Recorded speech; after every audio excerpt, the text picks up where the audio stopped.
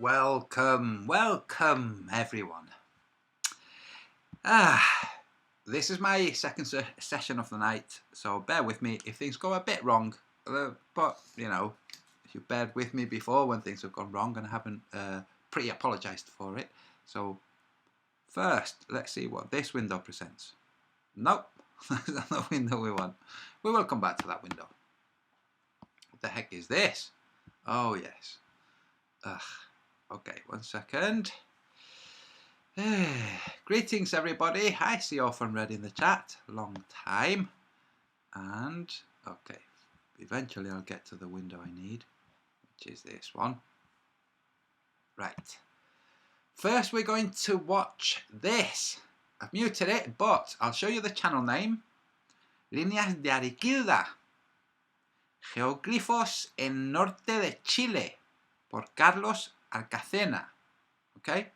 Only 6 subscribers. Jeez. I'm going to hit play. It's only just over 2.5 minutes long. The Ariquilda lines. These are geoglyphs. Unique geoglyphs that can only be seen from the sky. They need to be protected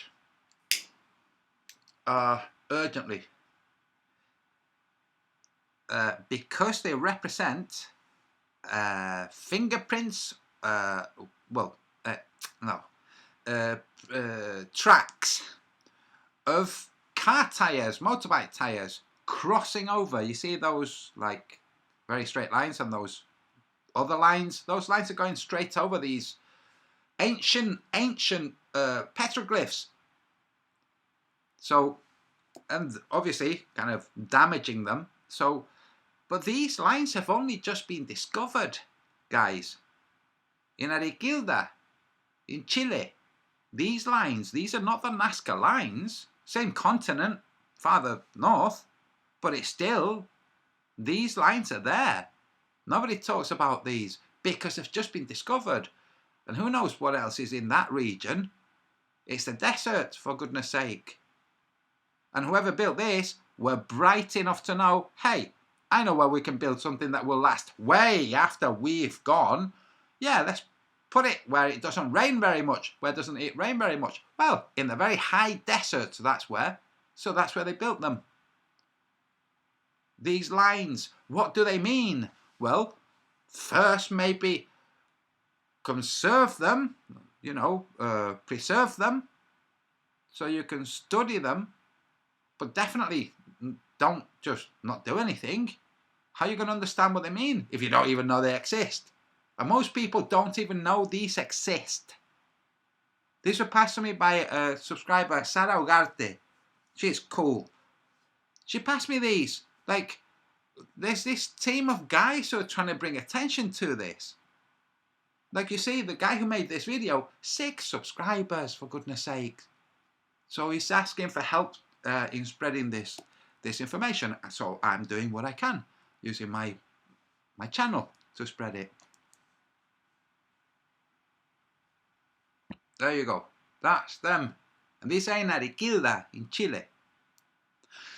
Now we're going to take these lines that were made by not primitive people who somehow could fly and send instructions. No, make it a bit more. No, not by people on the ground who had imagination and thought, hey, if we make really straight lines, then in the future, if they see them from above, they'll think we could fly. And also not people saying, hey, why don't we just, Pa, I just want to make straight lines. You go and make straight lines then, son. Go on, make straight lines. Just get out of here, for goodness sake. No. These were built for a reason. I think the reason was to say to descendants, hey, we were here and we tried to communicate with you. We made these straight lines so you'd know these are not natural. These were made on purpose. Now you figure out the rest, because we don't know how you're going to speak, what kind of alphabet you're going to have. So here's something for your attention. There. And that's what those things are. What they mean? Well, that's open to all kinds of interpretation, but they definitely mean something along these lines. There were advanced people there who built them way before the Vatican even existed. Before the Romans. There. Who, by the way, the Romans were in a different pond at the time. But never mind that. Right. Now we're going to go to this. And this is a cool channel, by the way. God's Flat Earth. What really causes tides? Hint, it's not the moon. Flat Earth tidal nodes. Amphidromic points.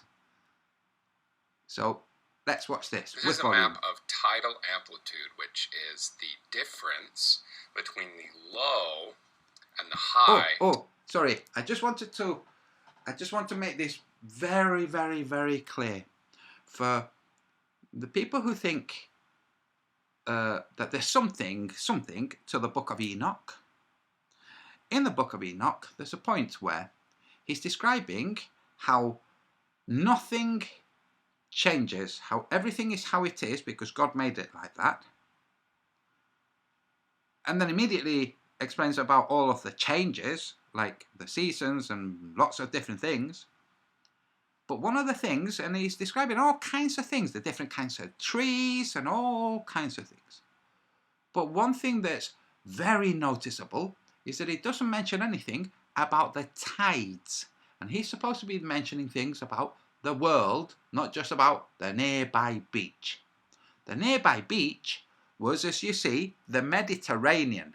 And the Mediterranean doesn't have tides. Could that be why Enoch didn't mention the tides? I think so. Anyway, so let's continue. The pink areas, the areas with no tide. And we're going to pay special attention to the South China Sea, which is the region between China and Australia. All this multicolored region in the center of your screen there, with all of that massive configuration of different colors and amplitudes, that region we're going to be discussing. But let's go back and do the man some respect and watch the whole thing. It's 12 minutes long. I'm going to sit back and cross my arms. Maybe look at the chat. Tide in a given place. So what that means is that the low tide might be a meter below sea level, and the high tide might be a meter above sea level, and that would be a tidal amplitude of 2 meters, which is considered very high. And those high tidal amplitudes are here in red. So this is where the difference between the low tide and the high tide is the greatest. What you'll notice with this is that there are places where the tidal amplitude is very, very low. It's actually 0. And those are the places here in pink. In these places, there is no tide. Low tide is the same as high tide. What that translates to is 0 tidal amplitude. So every place in pink has 0 tide. Now, the places where there is no tide, these are called amphidromic points. I will call them tidal nodes because that's the more commoner term for them. And they're here. And these are the places, these points, that there is no tide. Literally no tide at all. And there's tons of them all over this map. There's these ones in the center of the oceans, which are quite easy to see. But if you look closely at this map of amphidromic points, tidal nodes, you'll see there's also a number of much smaller ones that operate in smaller regions. I'm going to circle these 3. Look, there's 3 tidal nodes. These are areas, again, with no tide, where the water is still all year long, all day long, all week long, no tide.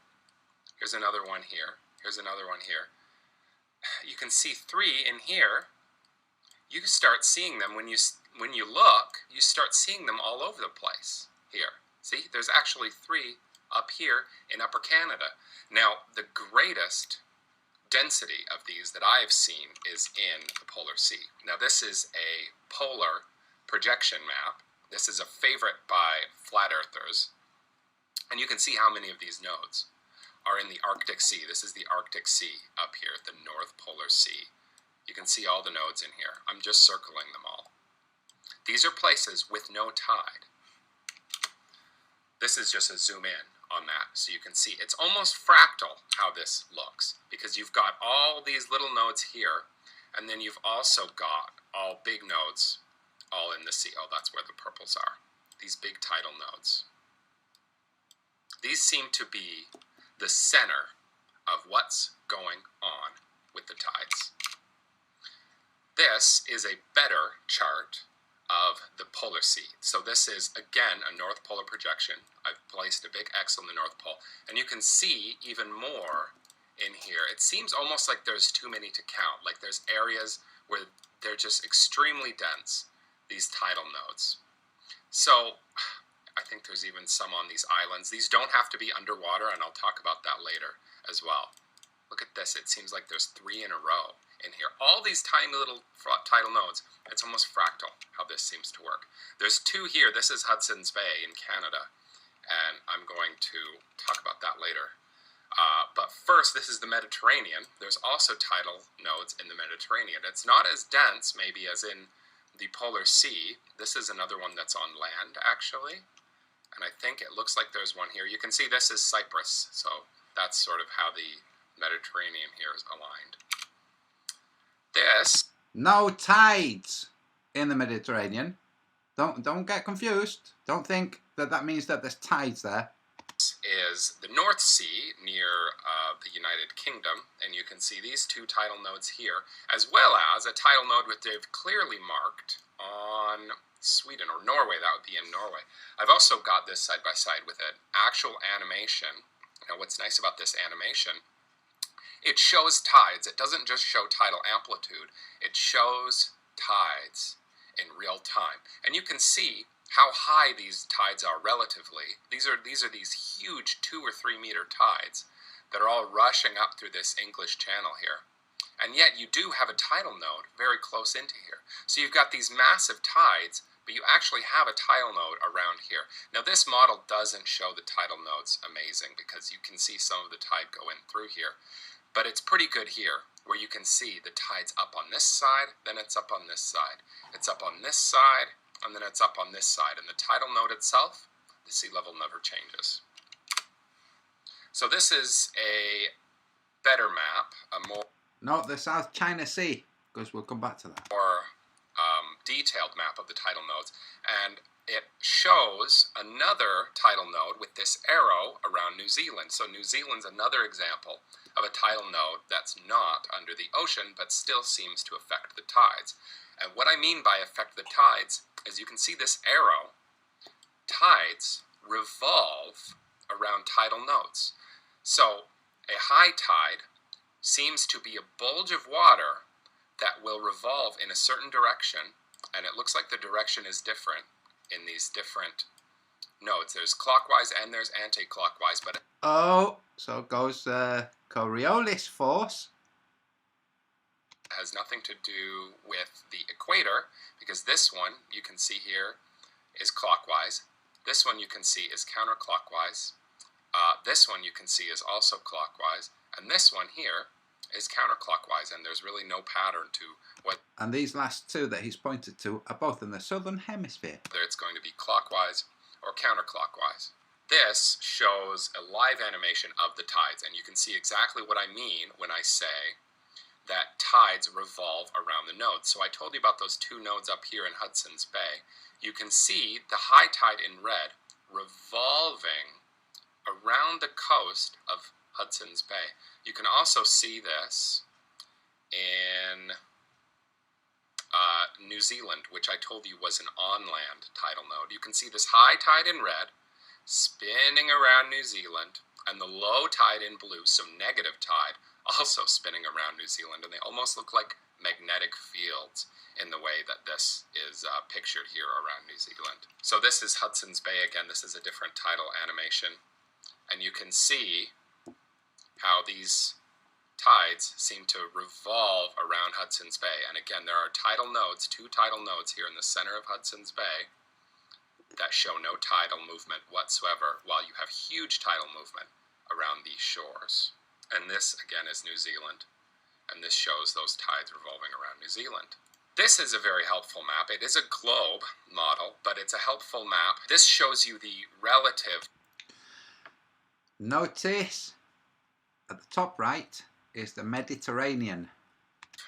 How relatively, really very high these tides are in some of these areas. Now, this only shows half the Earth. You can see a little bit over here in North America. But if you look at South America, the tides are just enormous at the very, very tip of South America. The same is true up here in Great Britain and in the English Channel. Now, I just want to point something out. So let me go back a little bit so that I can use the graphic. Well, I don't think you can see my cursor. The very south of Spain is Gibraltar, which is controlled by the British. That separates Spain from Africa. To the right is the Mediterranean, as we're looking at it now, and to the left is the Atlantic. The Atlantic has a huge tide, the Mediterranean, none, practically. Okay. That region is controlled by the British. If you look at South America, you'll see a similar weird situation, and that's where the Falklands are, which are also controlled by the British. I just thought I'd point that out, so I'm going to go back and pay attention to the bottom of South America. But if you look at at South America, the tides are just enormous at the very, very tip of South America. The same is true up here in Great Britain and in the English Channel. Huge amount of tides. If we go back to this earlier map, you can see that there are all those tidal nodes there at the base of South America, just like you may expect if these tidal nodes were what's creating these tides, because you've got a... Now, just where you're seeing those white lines reaching out from the very bottom of Patagonia, that there is where the Falkland Islands are. Now, could the British be studying this quietly, discreetly, like the British do things? Yes, they could. I'm going to give an update, by the way, on what's going on in Britain with the coronavirus. COVID-19. What's it called? The death rate. No. The Lord's seal. The Lord will place a seal, and all those with the seal on their foreheads will be safe from the rapture. Yeah. Or something, I don't know, something. But anyway, I'll give an update. High density of these tides, so you're actually moving a great deal of water against this continent of South America, which is why you've got this black here. This is, I don't know how tall the tidal amplitude is right here, but it's very, very high. I think in some places the amplitude is as much as 4 meters. So this could be a full 4 meters here at in Argentina down here. This is from the Wikipedia. Now, this is where it gets brilliant, and I have to give a high five to God's Flat Earth. Subscribe to him if you haven't already. Yeah, this is just brilliant. Let's hear. Article on tidal nodes, and it's extremely sparse. There's very, very little information about what these are and what they do. There's a line about... I'd like you to pay attention whilst he's talking. Pay attention to that circle with the moon going around the Earth with those bulges of water. Okay? That would be a North Polar view of the Earth and the moon. Notice how the tides just kind of give up at some point. Like, yeah, being pulled by no longer being pulled back. Yeah, now being pulled, no longer being. Just look. How the moon causes them. No. But it's frankly laughable that people can think after looking at tidal nodes and how tides react around tidal nodes that the moon is doing this. You've got this joke of an animation here on the bottom right that does not correspond whatsoever with the models I've shown you, as well as this one on the top where you have a bulge both on the...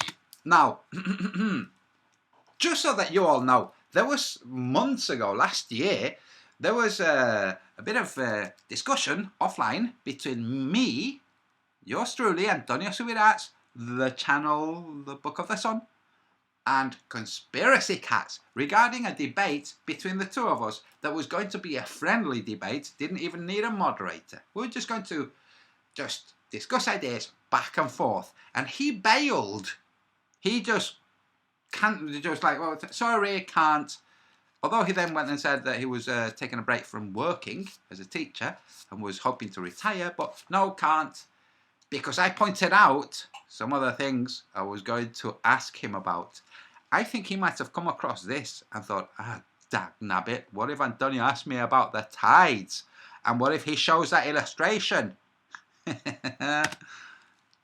side and on the non-moon side, and nothing on the top or bottom. Even though we know that there's a great deal of tide in the southern part and in the northern part of what would be this map here.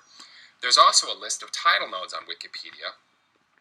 The set of clockwise points include these, but they've only given us 16 nodes here, but from what I saw from the map, there's 100 of these things. It could be 100. I haven't even counted them. There's so many of these tidal nodes all over the Earth, but in some places they are in far greater density than in other places.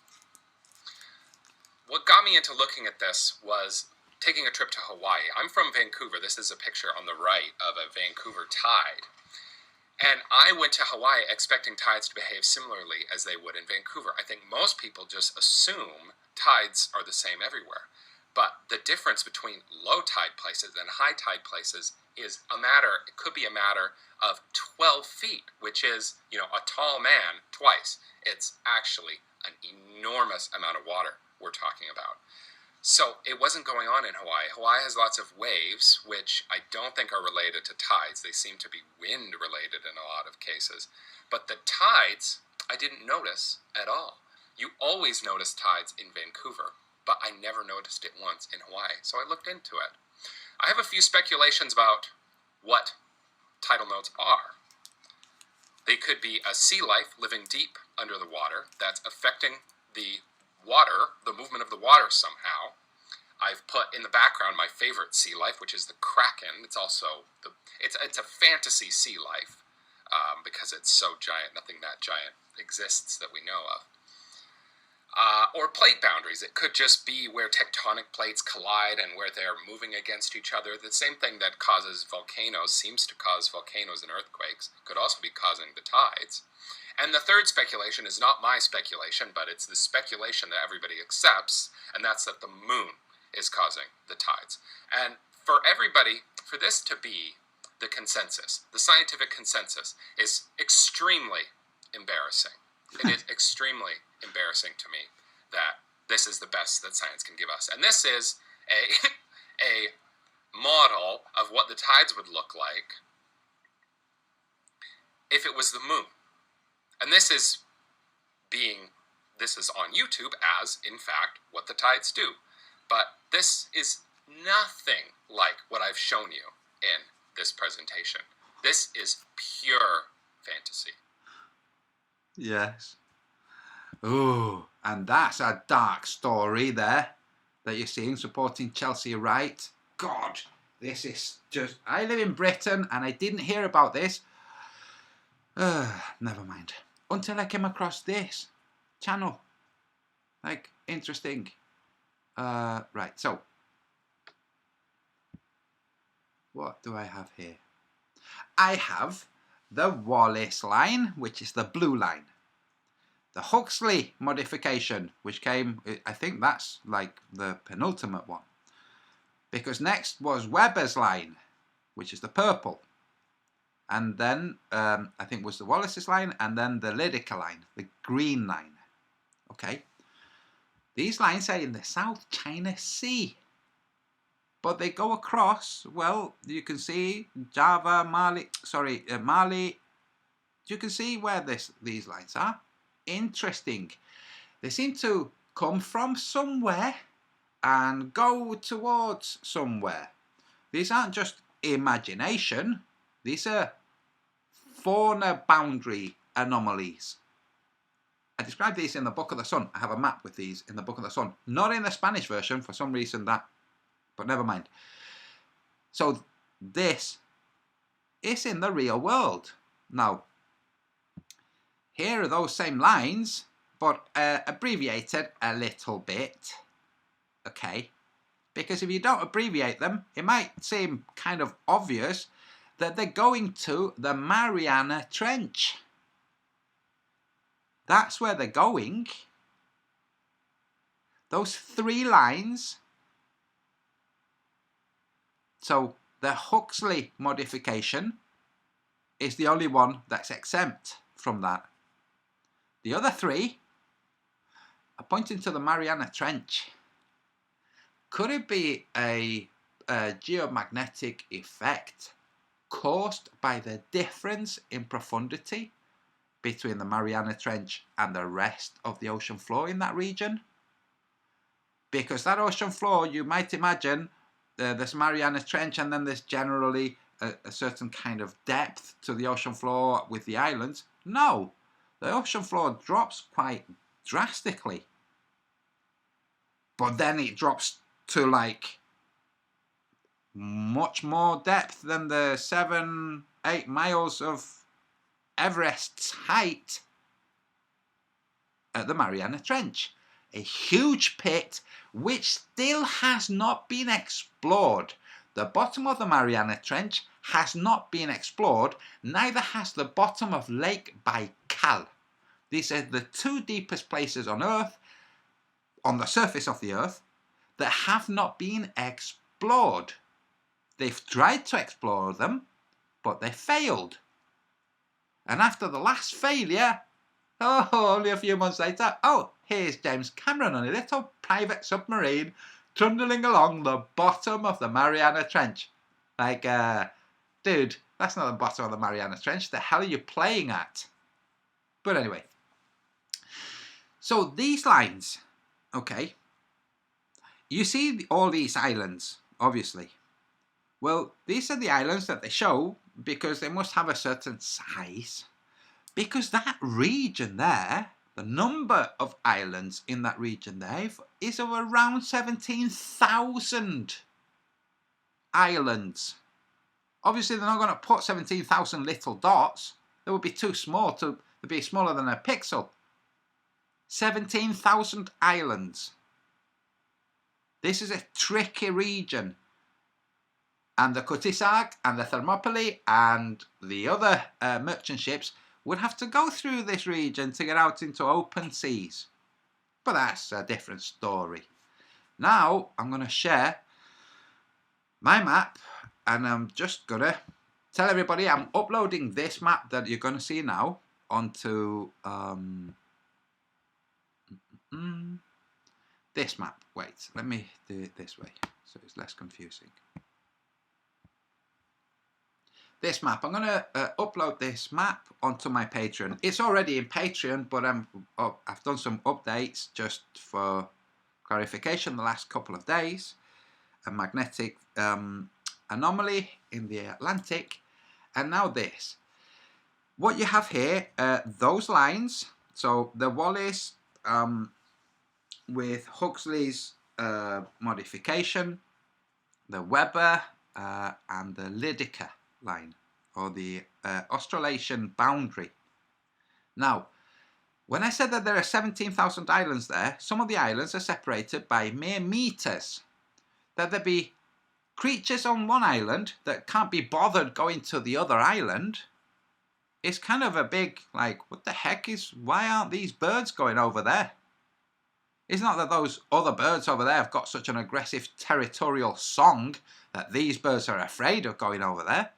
In fact, this lack of crossing over is part of what made Wallis come up with the theory of, what is it? Not evolution, adaptation. And he came up with a theory of adaptation, which was modified into the theory of evolution, before Darwin. And he wrote about it to Darwin. Yes, he was a pal of Darwin's. He wrote about it. And Darwin was like, dagnabbit, I think you've beaten me to it, pal. But because Wallis was a loner and an introverted guy, he kind of let it slide when the other guy took the credit. But never mind that. The point is, with meters between islands, there were birds that were not crossing these boundaries. They would travel across these boundaries and contaminate other islands or cross-populate other islands.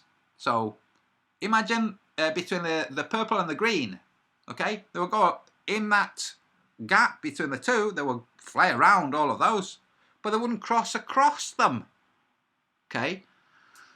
And as you see, there's that blue region where I've just drawn the Mariana Trench. Isn't it interesting that the green, the purple and the blue, the marine blue, point or lead to the Mariana Trench? I think it's interesting.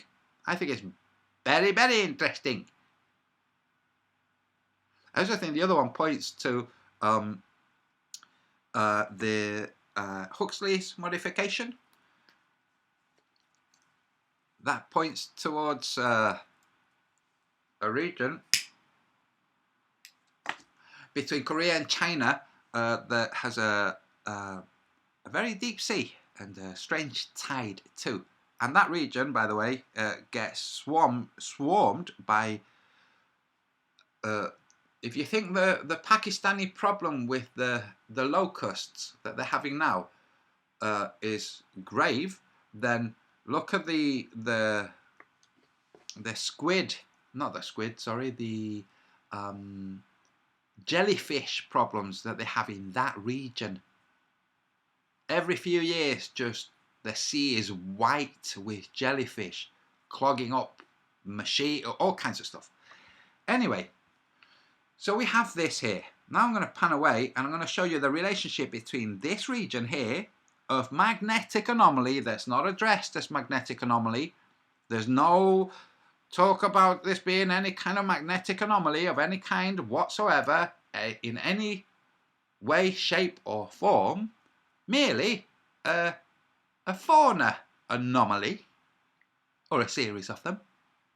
Never associated with the Mariana Trench, and definitely never associated with what's like directly opposite across the North Pole, which is the magnetic Atlantic anomaly. It's just never associated. Now, that the tides in that region, in this region, are bizarre, well, people into fluid dynamics can say, well, yes, well, we don't fully understand the tides in the first place, but you can explain them being bizarre because there are regions there where the water's shallower and there are regions where the water's deeper and so on and so forth. It's like, right. But do you think that the changes, the pretty drastic changes between tide heights might have a knock-on effect on the level of, well, geomagnetism above the Earth? Do you think that water, which is diamagnetic, compressing and expanding, even though you can't compress water, but you know, going up and going that, do you think that might have an ambient knock-on effect that causes birds and beetles and flies and mosquitoes to not cross over? That's interesting. Anyway, I just thought I'd point that out. And then I thought I'd come back over here to this region of Chile, where we have those lines that have just been found. They've been found, and it's like, oh, for goodness sake, people are just riding across them and stuff. And now I thought I would wrap up by telling you a little story. I said this story in the Spanish version, so I'm going to say it again in the English version. Okay. It's about this region. Well, South America. Okay. In this region here, northwest of Argentina, there are natives of that region. And the natives of that region have rituals when, and I thank one of my subscribers for passing me this info. I wish I'd come across it when I was writing the Book of the Sun. So, there are natives, like Native American Indians, or Argentinian, Inca, descendants of the Inca. And they have rituals for whenever archaeologists want to excavate any of the hundreds and hundreds of caves in which their ancestors hid during the last flood. The biblical flood. A flood of biblical proportions, which they explain. These are the ancient, the old, the wise elders who remember the stories from their grandparents, who remember the stories from their grandparents, and so on and so forth, who were not reached, or at least not extinguished, by the Spanish when they got there. They tell the story of how, well, they have ceremonies for asking permission from Pachamama, that's the name for the earth in their land, to excavate and have a look and investigate what went on. Because their legends tell of a time when there was no sun. And the people who hid in the caves hid from the caves first from the flood. And some of the people who hid in the caves from the flood, at the last stage, when things got incredibly desperate, they climbed into the cauldrons that they took in there. Why do you take a cauldron? Because it's a valuable piece of equipment. So they would take their cauldrons into the caves and they would climb into them with all their valued possessions. I guess that this is when the water started to enter the caves, and they would get in the cauldrons as the last thing they could do to stay out of the water. And eventually they end up with no air and they die in the cauldrons. Eventually, when the waters recede, the cauldrons drop back down and they're there dead, letting time do its thing. And that was before the sun. Now, it's reasonable to say, well, when they're talking about there being no sun, it's because of all the clouds, see? But it's like, wait a second. The stories are that there was no sun. There was a moon. They could see the moon, but there was no sun. Because there was no sun, but there was a moon, they would go out and walk their animals so that they could graze. There was vegetation, there was food. They went to festivals, fiestas, gatherings. There were people. And then the flood came. And then the sun came. And when the sun came, they hid, because they'd got used to having no sun. And when you're used to living in the dark, the sun, as anybody who's read The Lord of the Rings will know, is not a friendly yellow face, as Gollum says.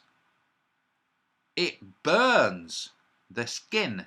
It burns the eyes. And people go underground when that happens. You have to stay indoors. If being out means you're blind, you stay indoors. Now, that's on the Argentinian side of the Andes. But on the Andes itself, and on the Chilean side, and on the Peruvian side, they have a similar story about the sun ending.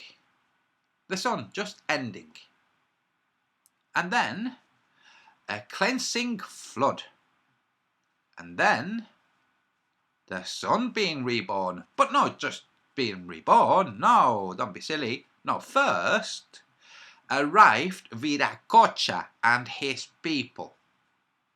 And Viracocha and his people took high places in the mountains and built places for them to live. And they lived there. They lived there during the flood. After the flood, the sun reappeared, was reborn. The story that was told to the frantic, brain-addled, traumatized humans from that pond, from the Pachamama pond, by the Aymara, the guys that had the Viracocha story, was that Viracocha was the god, and Viracocha had cleansed the world of all the evil giants. The evil giants died. They became earth, and the new humans lived on the bones and the dried flesh of those giants. Can anybody say mud flood? So Viracocha cleansed the earth and then brought the second sun. Now this is where the story takes a twist. There are two versions. One is Viracocha goes off to the west with his people in a boat, not in the sky, to the west. And another story is a different Viracocha, dressed like a beggar, like Gandalf, walked around telling people, hey, there's mountains there. There's mountains and the cities in those mountains. Yeah, you can live there if you want. And that's a separate... So this is where the story goes weird, because Viracocha goes off into the sea. Viracocha becomes a beggar, walks around telling people they can live in the cities that have just been abandoned. And there's also a brother and sister that are married to each other, who are sent out by Viracocha and his people to go throughout the land and find good people who will go and populate the cities that they have just vacated.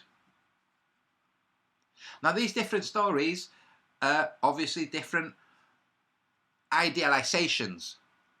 How did we end up here, Pa? Well, probably what happened was the gods made this city and then they left, right? Because we haven't got their bones or their graveyards or anything. So they probably went out and said to people, hey, you can populate the cities if you want. That's right. But the point is, Viracocha comes, saves lots of people, including all his own people. They build cities very, very high up. Then they leave. And then as time passes, the same thing happens again. And they come back. Now, when they left, he was Viracocha. And when he came back, he was Quetzalcoatl. And he arrived in Mexico. And they built cities in Mexico too. Huge cities. And they repopulated cities in the Andes, in Peru. And in Mexico, they were the Maya. And when they left, and by the way, Quetzalcoatl, the feathered serpent, rescued the sun after it was taken by a baddie. Same story. Sun disappears, flood. Luckily, these strangers arrive and make refuge. And then they conjure up the sun. That's what the people who stay here think. And then they leave again to the west. They came from the west and they left to the west. And they said they would return, which is why when the Spanish arrived, the natives of that region, with these people arriving in ships, with their legends of their gods having left on ships, when they arrived, they thought they were the gods returning. And because they were Caucasian, and the Viracocha and the Quetzalcoatl people were Caucasian, they just assumed they were the gods. And how do we know that they were Caucasian? Because they had depictions of themselves as round-eyed and bearded. But that's just this region. Let's go across to China. What happens in China? In China, people arrive that are Caucasian with beards and say, hey, you better build some dams because there's a flood coming and you better prepare places underground. So the Chinese go ahead and do that.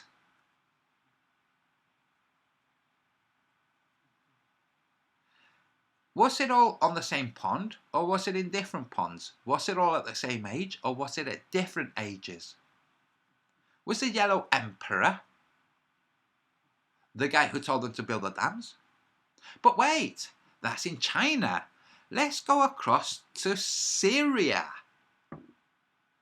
Isn't Syria where the oldest and largest dam is? Yeah, when was that built? Don't know really. Why was it built? Don't know really. Why don't you know? Because that area has been war-torn for centuries. Why has that area been war-torn for centuries? Well, because they had things there that other people wanted. What things did they have there? Lots and lots of gold. Where did they got all this gold? Well, from the region itself and from Africa. Why? Because they liked gold and they used it for insulation and a whole series of other things, as the Chinese later explained when the wall of ice separating that region. So India was separated from China by a great big ice wall. Are there any signs of this great big ice wall? Yes, it's called the Himalayas. Oh, good God, never thought of it like that. Of course not. How would you think of it? So anyway, I'm going to make this map available as soon as I finish this. I'm going to take off, no, I'm going to leave the equinox period longitudes. That's what these curved lines indicate. Simply the passage of the sun, not the direction to the sun. Nothing more than the field that brings the dawn and that brings the dusk. That's all that these lines represent. I'm going to make this available in my Patreon immediately after closing this Hangout down. And I'm going to close this Hangout down just after I've gone into the chat to say hello to everyone. We have 3 minutes before the end of today. I'm not going to sleep over to tomorrow. So I'm going to give you a quick little breakdown of what's happening in Britain. In Britain, and I'm going to ask for people to have common sense, okay? I know you're all conspiracy theorists. I'm a conspiracy suspicioner too. I'm suspicious of conspiracies as much as the next guy. But I'm going to say this. We don't know what's going on. If we assume evil, then maybe we're projecting evil, okay? So stop projecting evil. Pay attention instead. You won't know what's going on until after it's gone on. If you think the world is evil, if you think the governments are evil, if you think everything that's being done is evil, when you're wrong, when it turns out that you were wrong, what you will do is you will simply pretend you never thought it was evil in the first place. It's something we do as humans. We just pretend we didn't make that mistake. Stop it, please, people. Just stop thinking that it's all evil. We don't know what they're doing. We know some of the stuff they're doing, quietly. Like, hey, no more religious congregations while this lockdown is in force. Wait, what does that mean? Well, it means a massive financial blow to the Vatican. That's one thing. It means a big, you keep your mouth shut, Vatican. It means lots of things. And don't forget the mosques. And the synagogues, but obviously the synagogues are going to be fine. But the mosques, no more Friday sessions. Now, it's full-on lockdown now in Britain, so no going out at all, no going out at all, unless you're going out for a walk or a run, or you're going out shopping, or you're going out to see somebody who you think might need some help. Other than that, no going out at all, unless you need to go out. Oh, okay. That's the situation we have right now. So, why don't we just watch, see what goes on, and congratulate ourselves for living through this amazingly interesting time without freaking out? Pay attention to what's going on.